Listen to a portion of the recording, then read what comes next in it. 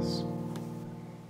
So I'm coming up to the final, and now I got my 6 on there, so I'm going to pull through all. And if you've done it right, you should end up with 2 posts left on the bottom.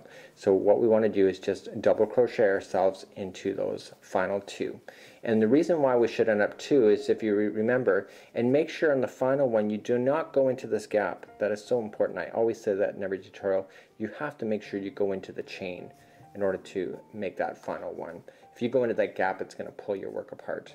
So what we want to do is, we finished off with 2 over here, because if you looked at the front, do you remember how we just did the 1 and 2 and then we went into the bump? Well, that's why. So the bumps are quite outstanding on this. So the next line that we want to do is, we want to just turn this material, and we want to work back across this line here in every stitch that you have available as a triple crochet.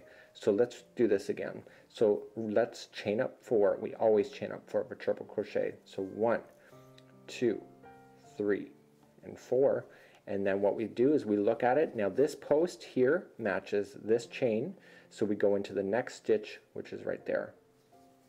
It's important on this one here that we do not add any extra stitches or drop any stitches because of the bumps working themselves together. So we want to look at it. The next one is the actual bump that we pulled together, so we just want to wrap and wrap and then go into that one. So let's go across this line as a triple crochet, and we're going to start our very next line. We are coming to our final end now, and it's the last post, so make sure you get into that last chain, not the gap, but the actual chain, before we turn around to go again. So this is a triple crochet, and then what we're going to do is turn our material and come back. And what we want to do now is that we want to make sure that the lumps going the other way are now misaligned, and we're actually not going to start our lump back here. We're actually going to start it over here, causing us to actually double crochet further into our project. So let's turn it around and double crochet. We always chain up 3. So 1, 2, and 3. So we're going to look at this project now, and we are going to count over to the 5th one available. So this is 1 post. So what we want to do is just double crochet ourselves all the way until we get to the 5th one over. So that's 3, 4. And now the 5th one here, I've determined through the pattern, is that's exactly where you want to go in order to cause it to have a lump. And if you look at it here, the 5th one here matches, if you look at it, it matches in between these 2 here.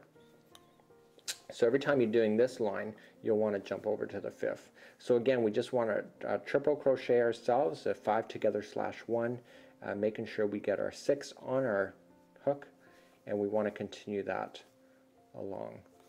So just keep going. We're just making our first cluster of this line. That's 4. You got 5 on the hook. Now this is a 6. Okay, now pull through all 6, and now we want to do our double crochet like we were doing before. So we just want to come down and put 3 double crochets in a row. So 1, 2, and 3.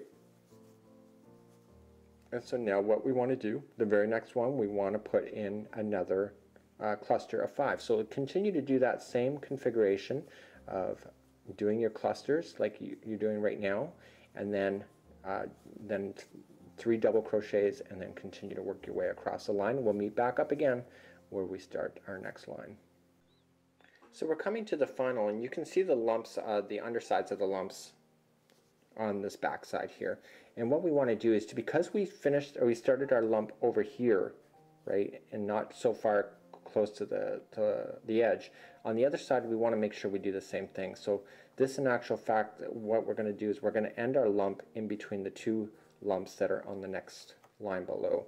So we want to make sure that we do that every time we go every other one. So continue to do that, and let's continue along with this tutorial.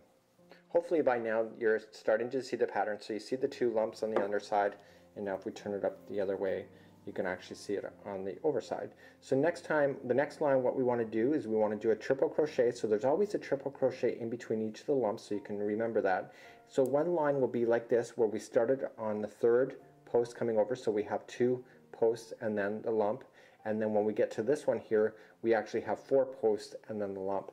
So in the next one, we're just going to triple crochet ourselves across, and I'll get you started on this one, and then you can see the pattern's actually the same. So we've just finished done our next row, which was the triple crochet. We're just going to turn it, and now this one here starts really close, so it's the third one over. So when we go to turn it around, let's begin to chain up our 3 for our triple crochet. Sorry, chain up our 4. 1, 2, 3. Sorry, chain up 2, chain up 3. Sorry, for double crochet. Now this counts as your post over the post, and what we want to just do is double crochet ourselves into the very next one, and now we're going to start our bump like we did before, and those are triple crochets like before. So this here is the pattern. You can see it. We've already covered this line, and that's exactly what you're going to do for this entire tutorial. It's actually really easy. Again, it's a bit of a yarn pig, but a fabulous pattern for being very three-dimensional, and you could almost make an Afghan for an expected mom saying it's her baby bump Afghan. But there you go, the sky's the limit, and enjoy another free tutorial from AllFreeCrochet and Mikey's Mail.